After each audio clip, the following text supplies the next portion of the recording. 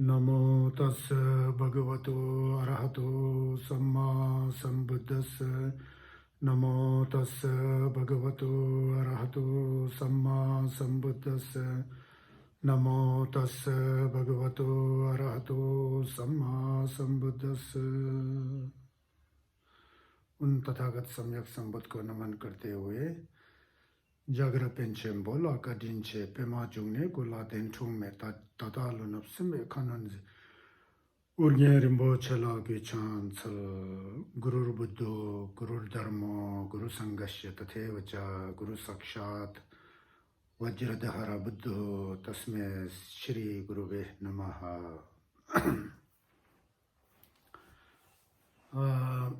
सभी बंधुओं को नमो बुद्धाय। कुछ दिन पहले मैं रिवासल के पवित्र झील परिसर पर प्रवचन कर रहा था। उस समय जब जैसे प्रवचन खत्म हुआ तो कुछ बंधुओं ने मुझसे कहा कि रिवासल का जो है स्टैच्यू जो है बहुत पवित्र है, बहुत ही क्या कहते हैं अधिष्ठित है, जिनलब वाला है। उस स्टैच्यू के बारे में आज कुछ बताएं। कभी कभी अखबारों में इस पर्व को गुरु रमछी जी के जन्मदिन से जोड़ते हैं, कभी कभी लोग इसे सिर्फ बौद्ध महापर्व के नाम से जानते हैं। तो इसके बारे में थोड़ा प्रकाश डालते हुए गुरु रमछी गुरु पद्म संभव जी के बारे में कुछ संक्षिप्त रूप से कुछ प्रकाश डालें के करके ऐसा मुझसे कहा गया। हाँ, ये ऐसा है कि हाँ मैंने यहाँ देखा है। मुझे यहाँ बैठ कर के 12-13 साल हो गया, संभवतः उससे भी अधिक 15 साल के करीब हो गया।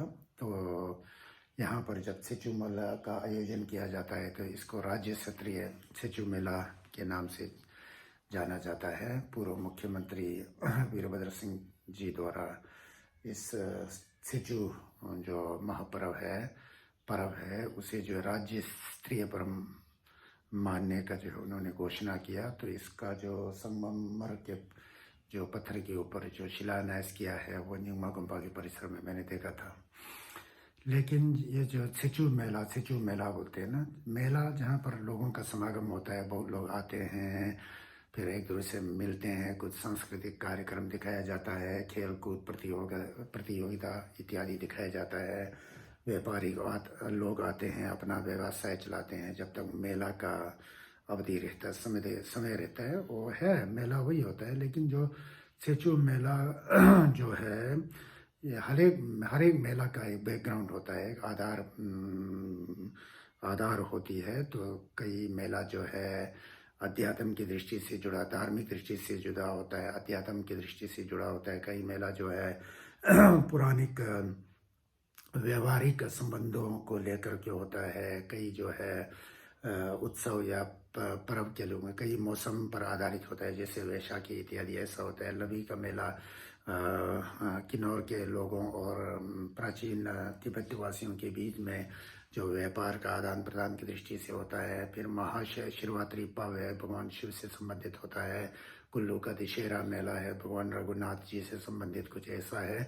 तो इस तरह के कई किस्म का मेला होता है। तो इस संदर्भ में जो हमारे यहाँ जो मेला है रिवार्सल में जो राज्य स्तरीय मेला के रूप में मनाया जाता है, तो यहाँ प्रशासनिक जो बंधुगण जो हैं इस मेला को मनाने की कोशिश करते हैं। लेकिन कभी कभी अजीब जैसा लगता है कि दुर्भाग्य कहें कि क्या कहें, अजीब जैसा लगता है कि जो मेला जो किस संदर्भ में मनाया जाता है और मेला का आधारभूत जो है नाम जो है स्टैच्यू मेला बोल के है ना, तो वो स्टैच्यू क्या है किसी ने उस पर ध्यान भी नहीं दिया। और ऐसे ही स्टैच्यू मेला बोल के थोड़ा प्रसिद्ध जैसा है। यहाँ के लोकल लोग भी स्टैच्यू कब है गुरुजी कुछ ऐसा बातें करते आते हैं। लेकिन स्टैच्यू का अर्थ क्या है, किस आधार पर इस मेला को मनाया जाता है, अधिकतर लोग यहाँ के लोग उससे अनजान हैं।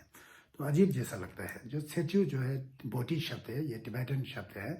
स्टैच्यू जो है शुक्ल पक्ष के 10वें दिन को कहा जाता है, शुक्ल दशमी को कहा जाता है। 6 मतलब क्या कहते हैं चंद्रमा का पक्ष होता है, और छु का मतलब 10वां जब चंद्रमा बढ़ते हुए जब 10वां दिन आ जाता है उसको शुक्ल पक्ष दशमी बोलते हैं ना। उस शुक्ल पक्ष दशमी को ही स्टैच्यू बोलते हैं। वैसे कृष्ण पक्ष की दशमी को भी कहा जाता है, लेकिन ये जो है शुक्ल पक्ष का दशमी जो है वो थोड़ा ज़्यादा प्रचलन में है, वो पर्यायवाची टाइप का बना हुआ है। तो ये छेचू बोल के दशमी मतलब क्या है? छेचू मेला, दशमी मेला मतलब क्या चीज़ है दशमी मेला? दशमी मेला का मतलब है, क्योंकि ये जो न्यूमापा मॉनेस्ट्री के द्वारा राजा साहब को आवेदन दिया होगा कि इस मेला को राज्य स्तर पर किया जाए, तो राजा साहब ने स्वीकार किया होगा, तो इसको तब से शुरू किया होगा। उस समय प्रशासन में मुख्यमंत्री राजा राजा साहब थे, राजा वीरभद्र सिंह जी थे, जो दिवंगत हैं अभी, तो वो थे, उन्होंने मनाया होगा। लेकिन सेचू क्या चीज़ है उसके बारे में, जब जिस दिन उद्घाटन होता है सेचू का उद्घाटन, उसको श्री गणेश करने के तुरंत बाद, श्री गणेश के समय में जो एक भाषण हो या कोई संबोधन हो, तो इस सेचू के बैकग्राउंड में बोलने का वो होना चाहिए ना, तब लोगों को पता चले कि सेचू मेला क्या है। यह है दशमी, शुक्ल पक्ष का दशमी। क्यों शुक्ल पक्ष का दशमी? क्योंकि गुरुपद्म संभव के जितने भी जीवन की जो मुख्य घटनाएं घटित हुआ है, वो हमेशा शुक्ल पक्ष की दशमी को ही घटित हुआ है। तो इस संदर्भ में उनका जन्म हुआ तो शुक्ल पक्ष की दशमी को ही हुआ था। उन्होंने कई प्रकार के लोगों को दमन किया, क्या कहते हैं, बौद्ध धर्म के प्रचार प्रसार में जितने भी गतिविधियां उन्होंने किया, कहीं पर भूत प्रेतों का दमन किया, कहीं पर अनेक प्रकार के रूप को धारण करते हुए लोक कल्याण के लिए कई प्रकार के शांत, रौद्र इत्यादि रूप के द्वारा अपने लीलाओं का प्रदर्शित किया। वो अधिकतर जो दशमी के दिन होता है, खासकर उनका जन्म, जब उन्होंने प्रवर्ज्य लिया, जब उन्होंने क्या कहते हैं, कोई बहुत ही अच्छा है चमत्कारी और प्रत्याहार से संपन्न कार्यों के किया, जो उन्होंने क्रियाकलाप, जिसे छिनले कहते हैं बोटी भाषा में, वो भी जितना भी घटनाएं घटित हुआ तो वो दशमी के दिन ही होता है। तो इसलिए दशमी को जो है हर एक 12 महीने की जो 12 दशमी होती है, वो सब शुक्ल पक्ष के, आपने देखा होगा कि बोटी मठों में, तिब्बत के वज्रयानिक बौद्ध विहारों में, गोम्पाओं में जो है, उस दिन खूब लामा लोग इकट्ठा होकर के बेरी बजाते हुए पूजा पाठ का अनुष्ठान किया जाता है, पूजा पाठ किया जाता है। छक ऑफरिंग बोलते हैं, जैसे गणचक्र पूजा का वहाँ पर वो क्या आयोजन किया जाता है, लोग इकट्ठे हो जाते हैं, वज्र गुरु मंत्र का जप किया जाता है। क्यों? क्योंकि गुरु रमचे जी का वो पवित्र दिन है, महान दिन है। जैसे तथागत सम्यक संबुद्ध के जितने भी पवित्र दिन हैं वो पूर्णिमा को घटित हुआ था, इसी तरह गुरुपद्म संभव के जो है पवित्र दिन जो है, उनका क्रियाकलाप से संबंधित लोक कल्याण हेतु जो क्रियाकलाप जो है वो दशमी के दिन हुआ था, इसीलिए ये दशमी का बहुत महत्व है। तो ये रिवर्सल का जो पर्व है, जो मेला है, धार्मिक पर्व है, जो मेला है, वो गुरुपद्म संभव जी के आधार पर है। इसलिए फागुन माह के दशमी के दिन यहाँ पर छेचू, ये शुक्ल पक्ष की दशमी को, यहाँ खासकर मेन जो सेंटर जो न्यूमापा मॉनेस्ट्री के अंदर जो न्यूमा संप्रदाय के लोग हैं, वो गुरु पूजा का पाठ करते हैं, गुरु योग करते हैं, फिर उनके जितने भी रूप हैं उसको मुखौटों में उकेर करके जो वस्त्र उस्त्रा के क्या करके जो धार्मिक नित्य क्षम होता है मुद्राओं के साथ, उसका अनुष्ठान किया जाता है। इस संदर्भ में उसे मनाया जाता है। जैसे कि आषाढ़ के शुक्ल पक्ष के दशमी में गुरुपद्म संभव जी का वर्तमान में स्वात घाटी, अफगानिस्तान और पाकिस्तान के बीच में, वहाँ एक ऐसी सुंदर घाटी है जिसमें छोटी छोटी झीलें हैं। उसमें से एक बड़ा झील जो सिंधु नदी से सट करके है, वो धनकोश झील है। उसके बीचों बीच में कमल के फूल के ऊपर उत्पादक जन्म को लेकर के गुरुपद्म संभव जी का वहाँ जन्म हुआ था। शारीरिक माता पिता से जन्म नहीं होकर के उनका उत्पादक हुआ था। वैसे जन्म 4 प्रकार के होते हैं। कोई अंडे से पैदा होते हैं, उसे अंडज कहा जाता है। कोई पसीने से और हीटिंग उष्णता में पैदा होते हैं, उसे स्वेदज कहते हैं। और जो है कोई जो है क्या कि जरायुज होते हैं जो गर्भ धारण करते हैं। तो वो एक होता है उत्पादक, होता है आकस्मिक उत्पत्ति होती है। तो उस उत्पत्ति में जैसे हमारे बौद्ध इतिहास में कहा जाता है कि आचार्य नागार्जुन के शिष्य आर्यदेव का भी उत्पादक जन्म हुआ था, और गुरुपद्म संभव का भी जो है कमल के ऊपर जन्म हुआ था। इसलिए टिबेटन जो गुरु के प्रति जो प्रार्थना है उसमें कहा जाता है कि जगर पेंशन बोला कटिंचे पेमा जुंगने को लतेंठू में, जगर के पंडित जो महातांत्रिक पंडित जो पेंचे हैं, महापंडित हैं, उनका जो है बौद्ध देश के ऊपर बहुत कृपा है। उनका जन्म जो है पद्म के ऊपर हुआ था, इसलिए वो मरण और क्या कहते हैं जन्म से परे हैं। वो एक अद्वितीय क्या कहते हैं चमत्कारिक पुरुष हैं बोल के इस तरह से वो प्रार्थना करते हैं। तो उन्हें बुद्ध के रूप में मानते हैं। तो जो वज्रयानिक व्यवस्था आता है गुरु बुद्ध का ही स्वरूप होता है ऐसा माना जाता है। इसलिए कहते हैं कि भूतकाल के जो है मैत्री बुद्ध और वर्तमान काल के शाक्यमुनि बुद्ध और भूतकाल के दीपंकर बुद्ध और वर्तमान काल के शाक्यमुनि बुद्ध और भविष्य काल के मैत्री बुद्ध जो है स्वभाव से ज्ञान है, प्रकाशित ज्ञान है, सहज ज्ञान है, पवित्र ज्ञान है, प्रकाशमान ज्ञान है। उसी प्रकाशमान ज्ञान से ही प्रादुर्भाव हुआ गुरु पद्म संभव लोक कल्याण के लिए इस जम्बूद्वीप में उनकी उत्पत्ति हुआ ऐसा माना जाता है। तिब्बत जैसे एक दुर्गम क्षेत्र में तथागत शाक्यमुनि बुद्ध का जो है पदार्पण नहीं हुआ, इसलिए जो वहाँ पर पदार्पण जो है गुरु पद्म संभव का हुआ, तो इसलिए तिब्बत के वासी लोग गुरु पद्म संभव को बुद्ध ही मानते हैं। तो वो कहा भी जाता है कि प्रार्थनाओं में कि गुरु पद्म संभव जी थे, वो जो है एक टिबेटन प्रेयर है, उसमें कहते हैं कि उनसे नवा थाए होपा में रिबो तालर गोम्पोचिन रेजिक ताना को शर्पे मा जुंगनेगा सुनसुल चमला कुसुम नंगजुरचंग दोनला यार में सोसर थमिदे छुइंग ने सुकुंतु संभव तंग तुपो को दुर्जे छंग चंबो दुर्जे दिन तो तुपा चंबो नीमे पेमा हारो लुंजी डुब बोल के इस तरह से शास्त्रों में आता है। उनसे संबंधित जो पेमा कथन है जो कि जीवनी उनका है, तो उसमें ये चीज़ें आती है। गुरु पद्म संभव जी का जीवनी जो है ना ही संस्कृत में उपलब्ध है, ना ही पाली में उपलब्ध है, ना ही हिंदी भाषा में उपलब्ध है, क्योंकि उनका जो है मेन क्रियास्थल जो है क्रियाकलाप जो उनका जो है धर्म का प्रचार प्रसार और धार्मिक कार्य का जो करने का जो मेन क्षेत्र जो है तिब्बत में रहा था। तो तिब्बत में उन्होंने अधिकतर जो है कार्य किया धर्म की दृष्टि से, इसलिए उनका जीवनी भी पेमा कथन नामक ग्रंथ के अंदर सुरक्षित है और दूसरा जंगलिंग माहौल के उसमें सुरक्षित है। उसके आधार पर जो है ये जो है उनकी जीवनी से संबंधित वो है। तो ये मैं बताना चाहता था। और ये रिवर्सल का जो जो जो छेचू है, जो शुक्ल पक्ष की दशमी जो गुरु पद्म संभव जी से संबंधित एक लीला का एक दिन है, वो असलियत में जो अभी फागुन मास में जो दशमी जिसे माना जाता है, जो आने वाला है कल परसों 12 मार्च को दशमी का दिन है, वो जो दिन जो है ना वो रिवर्सल के इतिहास से जुड़ा हुआ गुरु पद्म संभव का दिन नहीं है। वो जुड़ा हुआ गुरु पद्म संभव का दिन जो रिवर्सल में घटित हुआ था वो चैत्र शुक्ल पक्ष की दशमी में है। तो क्योंकि मैंने उनके जीवनी को पढ़ा था तो उसमें लिखा हुआ कि ये जो फागुन मास के शुक्ल पक्ष की दशमी है, उस दिन जो है सिद्धार्थ गौतम की तरह ही वो राजपाट में व्यस्त है, क्योंकि महाराज इंद्रभूति ने वहाँ से झील में जब उनका दर्शन हुआ तो उन्हें राजमहल में आमंत्रित करके 16 वर्ष की आयु तक वो राजमहल में महाराज इंद्रभूति के राजमहल में बैठे थे और वहाँ उनका जो है राजसी ठाट पाठ के साथ उन्होंने अपना जीवन व्यतीत किया था।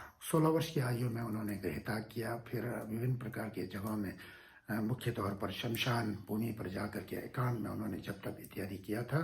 फिर उसके बाद जो ये फागुन जो शुक्ल पक्ष की दशमी है, उस दिन कुछ मित्रों के साथ जा करके आचार्य प्रभाहस्ती और आचार्य आनंद इत्यादि के समक्ष जा करके उन्होंने विनयशील को धारण किया था, वो प्रवर्जित हुए थे। फिर वहाँ पर उन्होंने विनय जिसे दुल्वा कहते हैं, सूत्र जिसे दो कहते हैं, उसका अध्ययन किया था, बहुत ही गहराई से अध्ययन करके। वो दिन जो है फागुन माह के जो शुक्ल पक्ष की दशमी है वो है, हकीकत में वो दिन गुरु का दिन है, लेकिन रिवर्सल में जो उनका जो है लीला घटित हुआ था उससे संबंधित है। वो लीला जो है चैत्र के शुक्ल पक्ष के दशमी में हुआ था। वो तो आप जानते हैं कि यहाँ इसे ज़ाहर कहा जाता था। कई लोग इसे नहीं भी मानते में जो भी है आस्तर के केंद्र के रूप में आज इसी छोपेमा को रिवर्सल को वही क्षेत्र माना जाता है। तो क्या आज कहा जाता कि उन दिनों में ये इस प्रांत का नाम ज़ाहर था। यहाँ के महाराज अर्शतर जी थे, उनकी सुंदर पुत्री मंद्रावा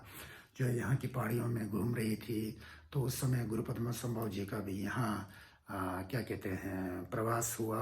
उस प्रवास के दौरान दोनों का मिलन हुआ। गुरु को गुरु मानते हुए उनके साथ जप तप इत्यादि मंदरावा ने किया। स्थानीय लोगों ने इसे देखा, उन पर लांछन लगाया और शिकायत किया राज दरबार में। राजा के लोग आए तो उन्हें पकड़ करके यहाँ रिवर्सल का जहाँ झील क्या कहते हैं अभी स्थापित है, झील जहाँ पर विराजमान है, इस जगह में एक मैदान हुआ करता था, वहाँ बीचों बीच लकड़ी और तेल को इकट्ठा करके उसमें आग चला गया। कई जगहों पर कहा जाता कि कढ़ाई में तेल को खोला गया, उस तेल में जिंदा गुरुमुचे को धकेल करके जलाने की कोशिश की और मंदरवा को बांध करके नीचे मंडी में ले गया गया। और मंडी में आजकल एक खुआरानी नाम की जगह है, वो एक गड्ढे नुमा एक छत्तर था, उसमें डाल करके बिना खाना पीना दे करके वहाँ उसको दंडित किया गया राजा ने अपनी राजकुमारी पुत्र को। ऐसा लिखा हुआ है इतिहास में, पेमा कथन इत्यादि शास्त्रों में, ग्रंथों में ऐसा लिखा गया। तो उस समय जब उनको यहाँ जलाया गया तो फिर उनको जो तेल में डाल करके सब लोग चले गए, लेकिन 7-8 दिन तक भी वो धुआं बहुत घनीभूत धुआं जो आकाश में उड़ रहा था, हवा उसे ले जा रही थी और उसमें इंद्रधनुष बादल जो है विभिन्न प्रकार के रंग वाले बादल इत्यादि निकल रहे थे। लोग हैरान हो गए, यहाँ आया तो पूरा जो है दृश्य ही परिवर्तन हो चुका था। वो जो जगह था मैदान वाला, झील में परिवर्तित होकर उस झील में बड़े कमल के फूल पर गुरु पद्मसंभव जी विराजमान थे, जैसे कि धनकोष झील में उनका प्रादुर्भाव हुआ था इस दृष्टि से। फिर राजा के पास यह संदेश गया, राजा यहाँ आए, पश्चाताप किया, माफी मांगा, अंततोगत्वा गुरु ने उन्हें अपना शिष्य माना और राजा ने अपना मुकुट उनके सिर पर चढ़ा दिया। कहा जाता है कि जो टोपी आजकल वो पहनते हैं वो वही राजा का मुकुट है, ऐसा मानते हैं, लेकिन इसमें कुछ भिन्न भिन्न मान्यताएं हैं। जो भी है इस तरह से जो है इतिहास जो है ऐसा घटित हुआ था। बाद में अपनी पुत्री मंदरावा को भी गुरु को समर्पित कर दिया, क्योंकि वो एक तांत्रिक गुरु थे, वो भिक्षु नहीं थे, तो वहाँ समर्पित करके इस तरह के इतिहास के द्वारा यह रिवर्सल झील का निर्माण हुआ, ऐसा कहा जाता है। तो फिर राजा ने उनसे धर्म देशना ली, क्या कहते हैं, गुरु पद्मसंभव ने धर्म देशना किया, राजा धार्मिक हो गए। तो इस एरिया में उन दिनों में बहुत ज़्यादा जो है बौद्ध तांत्रिक साधक लोग रहते थे, ऐसा बताया जाता है। तो मैं कहना ये चाहता था कि ये जो स्टैचू में जैसे अखबार में हुआ, कभी लोग बताया था कि गुरुमुचे जी का, गुरु पद्मसंभव का जन्मदिन है, उनका कुछ ये दिन है वो दिन है। लोगों ने जो है पढ़ाई किया नहीं होता है, देखा नहीं होता है शास्त्रों को, इसलिए ये बोलना स्वाभाविक है। लेकिन ये जो पर्व जो है उनके एक लीला से घटित, जो लीला जो मैंने अभी बताया ना, जो झील कैसा बना, वो लीला से संबंधित है। उसके यादगार में जो यहाँ पर जो है छेचू का जो मेला जो है लगता है, धार्मिक मेला जो है लगता है। लेकिन जो ये फागुन शुक्ल दक्षिणी नहीं है, लेकिन वो चैत्र का होना चाहिए था। लेकिन मौसम की वजह से यहाँ कौन आते हैं, क्योंकि यहाँ के स्थानीय लोग तो बौद्ध धर्मावलंबी नहीं है, तो यहाँ आएंगे तो आसपास के किन्नौर से, लाहौल स्पीति से, लद्दाख से, सिक्किम से, भूटान से और चंबा परमौर इत्यादि से बुद्धिस्ट लोगों का यहाँ सर्दियों में समागम होता है। फिर यहाँ लोग गुरु के नाम को जप करते हुए परिक्रमा करते हैं, दिया जलाते हैं, झंडा गाड़ते हैं और अनुष्ठान करते हैं। लामा जी लोग भी बहुत व्यस्त होते हैं उन पूजाओं में। तो इस दृष्टि से जो है रिवर्सल का महत्व हम हिमालयन के लिए इस दृष्टि से होता है। और यहाँ स्थानीय लोगों का भी बड़ा भाग्य होता है कि इनके बदौलत सर्दियों में उनका भी रोजगार होता है, घर जो है किराए पर चढ़ता है और यहाँ पर जितना भी व्यवस्था दुकानदारों का बिक्री होता है, क्रय विक्रय जो होता है, इनके बदौलत बहुत अच्छा होता है, मेरे मित्र लोगों ने कहा था। तो इसमें बहुत अधिष्ठान है, जिन्नब है। तो रिवर्सल जो है, जो छेचू जो है एक धार्मिक पर्व है। हाँ, उन दिन यहाँ दुकानें लगता है, लोग खरीद फरोख्त करते हैं, फिर सांस्कृतिक कार्यक्रम होता है। मतलब कोई एक लामा जी को बुला करके यहाँ पर वज्रयानिक अनुष्ठान के द्वारा अभिषेक दिया जाता है, जिसे वंग होता है, कोई प्रवचन करते हैं, वो है। तो ये अच्छी चीज़ें मुझे लगता है। लेकिन मेरे दृष्टि से जो धर्म होता है, धर्म जो लोगों का समागम है, केवल शरीर का समागम नहीं है, लेकिन मन से जो भी एक दूसरे को सहायता करते हुए सब इकट्ठा होकर के एकता में रह करके, आज जगत में इतना दुर्भाग्य से अभी हम कोरोना से थोड़ा निजात पाए हैं, जड़ से तो नहीं। फिर ओमिक्रॉन नाम का एक वायरस निकला है जो हल्का फुल्का है, कल के दिन क्या पता इससे ज़्यादा आ जाए। तो हमें सतर्क रहना है, पूरा प्रिकॉशन का पालन करते हुए प्रोटोकॉल में रहना है। उसका बहुत जो अनुशासन है उसको पर अनुशासित हमको होना चाहिए, अनुशासन का पालन करना चाहिए।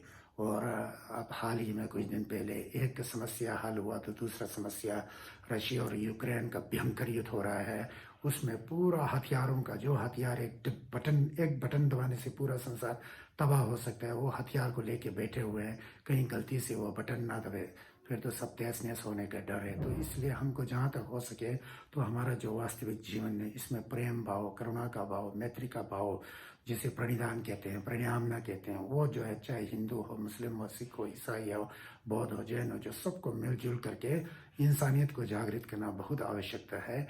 ये चीज़ें भी होना चाहिए। मेरे दृष्टि से तो जब मेला में बहुत लोग इकट्ठा होते हैं उस समय भाईचारा को बढ़ावा देने के लिए ये मेला प्राचीन काल में हुआ करता था, ऐसा मुझे लगता है। लेकिन आजकल हम बहुत आसक्त हो चुके हैं। हमारा तृष्णा जो है उसका कोई सीमित ही नहीं है। आशावादी हैं, स्वार्थवादी हैं, जो कि ह्यूमैनिटी जिसे कहा जाता है, मानवता जिसे कहा जाता है, वो दिन प्रतिदिन जो है पूरा गिरते गिरते गिरते गिरते हर एक मानव के मन में जो है जहर घुल रहा होता है कि मैं कैसा बड़ा हो जाऊं, दूसरों को कैसा छोटा दिखाऊं।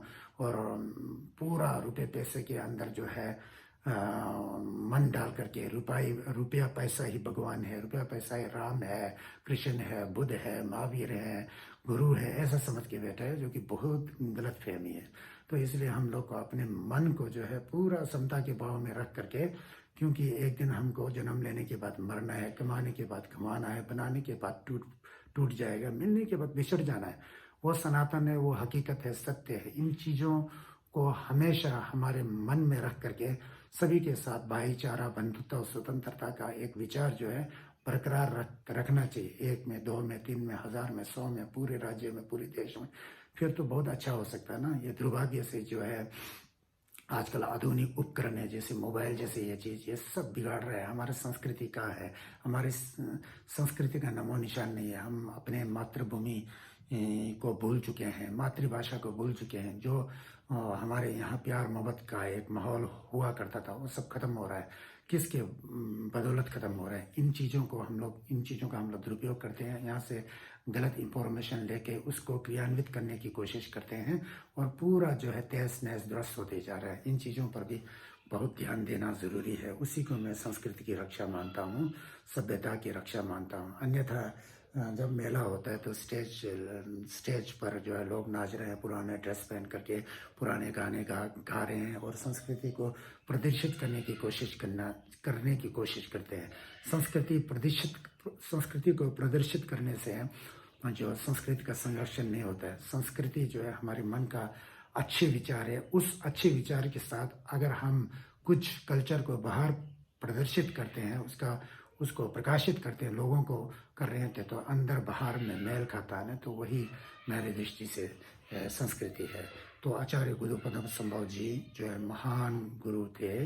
वो हमारे भारत की संस्कृति का एक महान गुरु थे। नालंदा विश्वविद्यालय में एक प्रकांड तंत्र विभाग के बहुत पंडित थे और तांत्रिक भी थे। इसीलिए तो तिब्बत में जा करके उन्होंने जितने भी वहाँ पर मनुष्य शक्तियाँ थी जो वहाँ धर्म को प्रतिष्ठापित करने के लिए बाधाएं रुकावट, उन सब का दमन करके जो है सर्वप्रथम तिब्बत के धर्मराज त्सुंग देवसेन और नालंदा विश्वविद्यालय के महाउपाध्याय चेंचन शिवांशो शंतरक्षिता, इन तीनों के द्वारा जो वहाँ पर बौद्ध धम्म को, इंसानियत को वहाँ पर प्रतिष्ठापित किया था 8वीं शताब्दी में।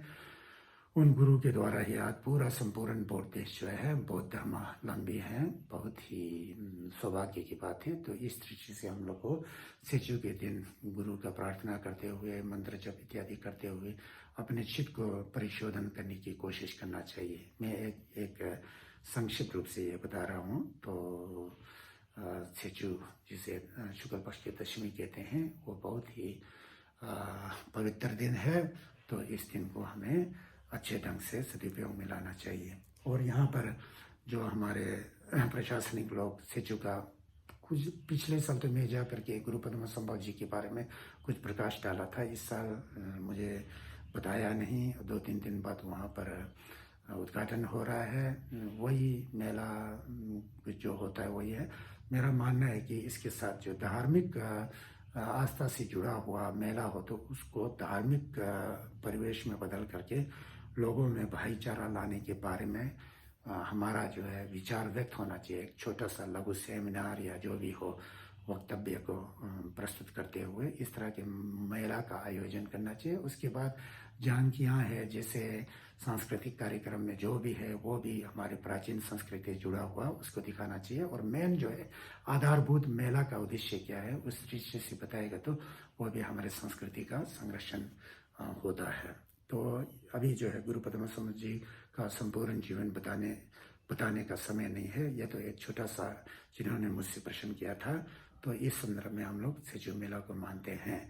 तो एक दूसरी बात, क्यों इसको चैत्र में नहीं मना करके फागुन में मना रहे हैं ऐसा कहे तो कोई लोग, मेरा मानना है कि क्योंकि चैत्र में तो थोड़ा गर्मी शुरू हो जाता है, कृषि का जो कार्य होता है पहाड़ों में वो शुरू हो जाता है, इसलिए उसको खींच करके नीचे फागुन वाला शुक्ल पक्ष दशमी को उस दिन मनाने का प्रावधान किया होगा। क्योंकि पुराने समय में यहाँ अगल बगल में पहाड़ी भेड़ बकरियां वाले लोग आते थे, वो भी यहाँ इकट्ठा होकर के सब मेला लगता था, गुरु का भजन गाते थे, वज्र गुरु मंत्र का जप करते थे। उन दिनों में झील में जो है तैरते हुए सरकंडे हुआ करते थे। लोगों का विश्वास था कि इसमें गुरु जी का प्राण प्रतिष्ठित है। वहाँ बड़े आदर से उनका पूजा अनुष्ठान किया जाता था। विशेषकर जो किन्नौर की माताएं दीदी जो है झील के किनारे बैठ करके वहाँ पर दो हाथ जोड़ करके, हाथ में खता लेकर के, सफ़ेद कपड़े का टुकड़ा लेकर के दिया जलाते हुए, धूप जलाते हुए, प्रार्थना करते हुए उनका जो जीवनी से संबंधित जो गाना गाते थे, तो उस समय जो सरकंडे के जो भूखंड होते थे झील में तैरते हुए उनके समक्ष आते थे, तो ऐसा लगता कि साक्षात गुरु जी वहाँ आके दर्शन दे रहे हैं, फिर जा रहे हैं। तो इस तरह का जो माहौल होता था वो सब खत्म हो गया। झील का तो अब बुरा हाल ही है। इसके बारे में हम लोग कई मीटिंग भी किया था। कुछ हद तक गवर्नमेंट ने पार्क वगैरह ये ब्यूटिफिकेशन जो सुंदरीकरण जो किया है, लेकिन जो मेन जो झील है उसके अंदर पूरा कीचड़ चीकड़ सब वैसा ही है। तो ये ऐसा रहेगा तो एक दिन ये ख़त्म होने की नौबत आ सकती है। ये मैं अपना विचार विमर्श कर रहा हूँ। तो इतना कहते हुए ज़्यादा क्या कहें, तो सेचू पर्व जो है गुरु मछे जी का महान पर्व है। उस दिन जो है हमको चित शुद्ध करके गुरु मंत्र का जप करना चाहिए, मेडिटेशन करना चाहिए, लोक कल्याण की भावना के साथ मोलम जिसे प्रणिधान करते हैं, डेडिकेशन जिसे परिणामना कहते हैं, गोवा करते हैं, मेट्टा भावना जिसे पाली भाषा में प्राचीन भाषा में किया था, भवतु सब मंगलम, सबका मंगल हो, सबका कल्याण हो। धन्यवाद।